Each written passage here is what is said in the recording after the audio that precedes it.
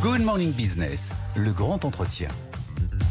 Il est 7h43 sur BFM Business et sur RMC Découverte. Le grand entretien ce matin, notre invité avec Raphaël Legendre, c'est Laurent Jacobelli. Bonjour. Bonjour. Vice-président du groupe RN à l'Assemblée nationale, porte-parole du Rassemblement national. On va évidemment parler du budget, 2,49,3 hier, un pour le budget, un pour la première partie du budget de la sécurité sociale. Mieux vaut un mauvais budget que pas de budget du tout. C'est ce que nous disent les patrons ce matin sur notre antenne. Et le PS a décidé la même chose. Pas de censure de son côté. Et du vôtre. On en est où? Alors j'ai pas de scoop pour vous ce matin, il va falloir être un peu patient. Nous allons nous réunir demain avec mes collègues du Rassemblement national, avec Marine Le Pen, avec Jordan Bardella, pour décider est-ce qu'il y a censure ou pas. Est-ce que face à ce mauvais budget, la meilleure réponse est de dire au revoir au gouvernement Bayrou? On va peser le pour et le contre. Vous parliez des chefs d'entreprise. On est conscient qu'ils ont besoin de vision sur l'avenir pour faire tout simplement leurs prévisions comptables, de chiffre d'affaires. Ils ont besoin de savoir où ils vont et ça, on l'entend. Et en même temps, ce budget est un budget terrible pour les entreprises parce qu'on va continuer la pression fiscale, les impôts de production vont augmenter. On parle de 12 milliards d'impôts supplémentaires pour l'ensemble des entreprises à un moment où on devrait leur faciliter la voie avec moins de normes, moins d'impôts pour créer de l'emploi et ramener du boulot en France face à la mondialisation. Eh bien, entre ces deux périls pour les entreprises, on va choisir celui qui est le moindre, le budget ou la censure. En même temps, en ayant l'avis d'ores et déjà du Parti Socialiste, ça désarme un peu le pouvoir politique que vous aviez, le droit de vie et de mort sur l'exécutif. Alors est-ce que c'est plus confortable ou est-ce que vous vous sentez diminué finalement? Alors, dire que la situation actuelle est confortable, je crois que c'est impossible de voir la France dans l'état où elle est et dans l'état où elle va être après un an de ce budget qui est un non-sens. Ça ne fait plaisir à personne. Alors évidemment, le PS n'est pas dans la même situation que nous. Le PS est un parti moribond qui lutte pour sa survie. Alors il se donne au plus offrant à la France insoumise pour les élections et puis quand les élections sont passées au gouvernement. On n'est pas dans cette situation, on est le premier parti de France, on s'apprête à gouverner dans 1 an ou 2 ans, on verra bien. Et donc nous, notre logique, c'est de dire quel est notre programme pour la France? Et la censure ou la non-censure sera l'occasion de le présenter. C'est ça aussi l'enjeu. Et vous savez, on ne s'arrête pas à l'idée d'une censure ou pas. On réfléchit à plus long terme. Mais qu'est-ce qu'on vous a dit dans votre circonscription en Moselle, qui est la vôtre, quand vous êtes rentré après la première censure? Vous vous êtes fait engueuler en disant merci, mais on repart désormais dans une instabilité politique. Qu'est-ce qu'on vous a dit? On m'a dit, dans toute ma circonscription, à Mont-de-Lange, à Rosselange, partout, on m'a dit merci. Les retraités m'ont dit merci de voir leur retraite indexée de 2,2% grâce à la censure. Et les actifs, les chefs d'entreprise, parce qu'il n'y a pas que les retraités dans la vie. Hein. Vous avez bien raison, et on parle à tout le monde. Les chefs d'entreprise ont vu, même s'il reste une incertitude, que du jour au lendemain, tout ne s'était pas écroulé, qu'ils pouvaient continuer à avoir des commandes et à payer les fournisseurs. Donc si vous voulez, on nous avait promis le grand séisme, le grand soir, rien ne s'est passé, et les quelques actions concrètes ont été plutôt bénéfiques, comme le coût de l'électricité. Une fois encore, nous on va prendre une solution raisonnable. Je vois que tout le monde se précipite. Ils font beaucoup de politique politicienne. LFI, vous pouvez leur présenter tous les budgets, comme c'est pas le leur, ils refuseront. Le PS et les LR, eux, sont sur le marché. C'est les soldes. Achetez-nous, on est en vente et on dira ce que vous nous demandez de dire. Nous, on a le temps pour nous. On a cette chance, premier parti de l'Assemblée nationale. Donc on va peser le pour et le contre. Notre devoir en tant que député, c'est de prendre la meilleure décision possible pour la France, ou la moins pire. Alors vous-même, Laurent Jacobelli, avez déclaré que ce budget était mauvais pour l'économie et les entreprises et qu'on n'allait pas chercher l'argent là où il est. Ça, c'est le champ lexical de la France insoumise d'habitude. Il y a de l'argent, on sait où il est et on va aller le chercher. Mais il est où l'argent? Il est chez les grandes fortunes? Il est au sein des grandes multinationales? Ça, c'est un réflexe très français. Allez, qui on va aller plumer? Non, avant d'aller plumer qui que ce soit, il faut faire une cure d'amincissement. Voilà. Dans le budget qui nous est présenté, sur 10 € d'efforts qui sont demandés, il y a 1 € d'effort à l'État, 9 € aux contribuables, que ce soit les entreprises ou les particuliers. C'est l'inverse qu'il faut faire. Il faut amoindrir les dépenses de l'État, qui vont augmenter d'ailleurs encore de 43 milliards, alors qu'on aurait pu s'attendre à un budget un peu plus rigoureux. Je lisais récemment le dernier rapport de l'ADEME, l'Agence pour l'environnement, 4 milliards par an. Ils nous pondent un rapport pour nous dire quel jour de la semaine et combien de fois par mois il faut laver sa chemise. Eh ben, excusez-moi. Le directeur de l'ADEME vous a répondu, il n'y a pas eu d'études spécifiques. Écoutez, Et puis ça peut permettre de faire des économies d'énergie, vous comprenez bien ce qu'il veut dire. Les Théodule, les agences qui ne servent à rien, si ce n'est à placer des copains, je veux dire, personne n'est dupe. Certaines sont... Il y a 3 milliards d'efforts sur les agences. Non mais d'accord, c'est rien du tout. 75 milliards de fraude fiscale et sociale, un coût de l'immigration qui est devenu absolument hallucinant, qui se chiffre en dizaines de milliards. L'argent existe, mais l'État doit faire avant tout sa propre introspection. Mais Laurent Jacobelli, quelles dépenses sont inutiles et faire des économies. Là où on a du mal à vous suivre quand même, c'est que Marine Le Pen, il y a quelques jours, interrogée, c'est Darius Rochebin, explique que par exemple réduire le nombre de fonctionnaires, c'est un discours de droite. Mais est-ce que j'ai on voit mal le curseur. Mais est-ce que j'ai parlé de réduire le nombre de fonctionnaires? Ah bah oui, je ne dis réduction pas, de dépenses de l'État. Je ne dis pas que l'État ne fait rien.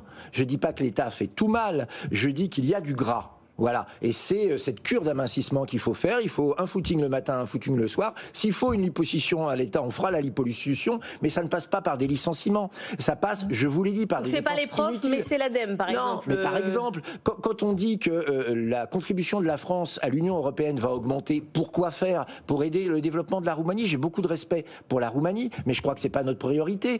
Quand on dit que l'AME, l'aide médicale d'État, les soins gratuits pour les clandestins, ne va pas diminuer de fait, est-ce que c'est vraiment raisonnable quand on voit le budget de la sécurité sociale? C'est des mesures de bon sens qu'il faut prendre. Or, aujourd'hui, il y a ce que j'appelle les profiteurs du haut et les profiteurs du bas, et on l'a vu pendant la commission mixte paritaire. Alors ça, on défend les privilèges des anciens premiers ministres et des présidents, c'est symbolique, hein, mais c'est important de le dire, et on ne touche pas aux migrants clandestins et aux étrangers. Et c'est toujours les mêmes qui payent ceux qui travaillent ou qui ont travaillé. Est-ce qu'il ne va pas être temps, Laurent Jacobelli, avec Trump, avec Musk, de positionner le Rassemblement national sur les questions business? Parce que là, vous allez vous faire doubler par Sarah Knafo, par exemple, par Eric Ciotti, qu'on a reçu, qui, eux, se mettent à parler à la France du business, aux milliardaires, aux grandes entreprises. Et là-dessus, sur l'idéologie du RN, on n'arrive toujours pas à savoir où vous êtes. Alors, c'est que je n'ai pas été clair. Mais non.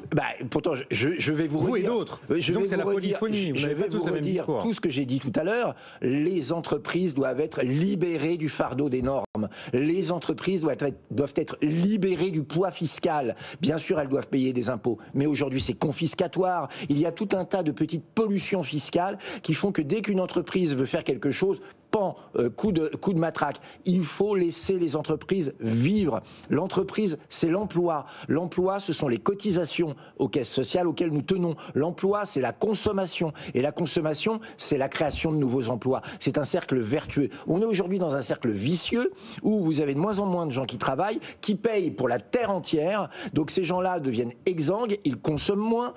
Les entreprises elles-mêmes qui sont dans l'étouffoir fiscal rechignent à employer, rechignent à investir, et donc on a une économie bloquée. Il faut libérer les énergies et libérer la consommation. Donc vous comprenez la colère des grands patrons qui s'est exprimée ces derniers jours? Je la comprends. Bernard Arnault, je la comprends, Luc Rémont. Même si, honnêtement, je ne la réserve pas aux grands patrons. Je pense que c'est très dur aussi aujourd'hui d'avoir une TPE et une PME, et c'est probablement plus dur pour eux que pour Bernard Arnault. Je comprends ce que dit Bernard Arnault. Je n'aime pas trop le chantage à la délocalisation, même si sur le fond, je pense qu'il faut laisser les entreprises vivre. Je pense que certaines doivent cotiser plus que d'autres à l'effort national, notamment lorsqu'elles sont très bénéficiaires. Ce qui va être le cas, pour le coup, dans ce budget, ce qui va être le cas. Je pense qu'elles doivent rester en France et créer de l'emploi en France. Donc, je pense que ces propos ont été probablement un peu exagérés, mais ils dénote un mal-être dans le monde de l'entreprise qui est qu'aujourd'hui, entreprendre en France, c'est un chemin de croix. Donc on est d'accord que sur les impôts, le haut revenu, les impôts sur les hauts revenus qui vont être mis à contribution, vous êtes contre. La surtaxe d'impôt sur les sociétés, vous êtes contre. La hausse sur les transactions financières relevées, vous êtes contre. Parce que là, du coup, c'est plus très clair. On va être clair. Il y a l'économie normale et l'économie exceptionnelle. Les surprofits. Voilà, il se passe quelque chose d'exceptionnel dans le monde, et alors que vous n'avez pas investi, alors que vous n'avez pas embauché, votre entreprise bénéficie d'un effet d'aubaine qui n'était pas prévu, la hausse de l'énergie due à un blocus, etc., etc. Ces parties-là doivent être effectivement un petit peu surtaxées dans la situation dans laquelle on est aujourd'hui, pas forcément de manière pérenne. Et qui fait les surprofits aujourd'hui ? Non mais excusez-moi, une loi, elle n'est pas faite pour là maintenant dans l'heure. Il y en a eu avec Total Énergie il y a quelques temps. Voilà. Donc on peut y réfléchir. Oui, bien sûr, il faut y réfléchir. En revanche, l'impôt confiscatoire qui est de dire, vous faites des bénéfices, c'est pas bien, on va vous les reprendre pour faire quoi, on ne sait pas trop. C'est une vision qu'il faut laisser. Donc la taxe sur les billets d'avion, par contre, vous êtes contre? Mais oui, pourquoi faire? Enfin, ça fait partie des petites pollutions fiscales. Parce que les Français croient qu'ils vont être épargnés parce que l'impôt sur le revenu ne va pas augmenter. C'est ce qu'on nous promet. Enfin, il y aura une taxe soda, une taxe sur les avions, une taxe sur les, augmentation des frais de notaire pour les biens immobiliers. Donc, alors pas pour les primo-accédants, ça sera sorti. C'est vrai. C'est vrai que ces pollutions fiscales sont à chaque fois des coups de rabot sur le niveau de vie et le pouvoir d'achat. Donc, il faut le dire aux Français. Non, ce budget ne préserve pas le pouvoir d'achat. Non, ce budget n'épargne pas les entreprises. Un dernier mot sur les dépenses. Vous avez prôné des économies. La dépense publique va augmenter de 100 milliards en 2 ans. Un tiers de cette hausse, elle est partie aux retraités. 30 milliards de hausse des pensions en 2 ans. Est-ce qu'on peut faire des économies en France sans toucher à notre système de pension, sans toucher aux retraités? Apparemment, la commission mixte paritaire a pu le faire puisqu'elle ne touchera pas effectivement à celle de M. Sarkozy ou de M. Hollande. Mais pour aller plus loin, le vrai problème des retraites... Et la position du Rassemblement national là-dessus? Nous, on tient beaucoup à une retraite de 60 ans pour ceux qui ont commencé tôt et au maximum 62 ans, 42 annuités. Pourquoi? Parce que le problème des retraites, c'est qu'il n'y a pas assez de cotisations. Et pourquoi il n'y a pas assez de cotisations? Parce qu'il n'y a pas assez d'emplois en France, pas assez de productivité, parce qu'on a un problème sur l'emploi des seniors, comme on dit. Plus l'âge avance, plus j'ai du mal à utiliser ce terme.